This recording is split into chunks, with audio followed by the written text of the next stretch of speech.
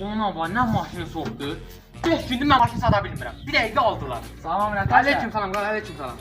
Neçə satsan? Bunu da 5000 manata. Nətər maşını belə rahat sürmək olar ha? Vay, otursun. Ayqı. Ha, buyur. Usta özü görüb. Liboy usta bu maşını tanıyır.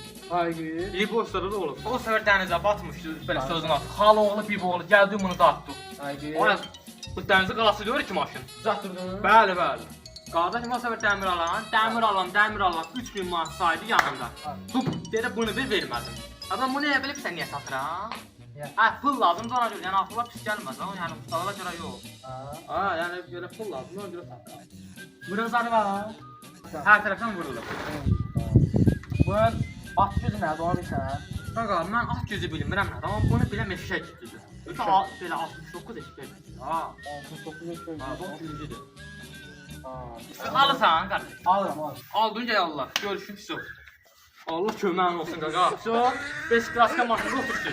Otur bir sənə. O da, otur.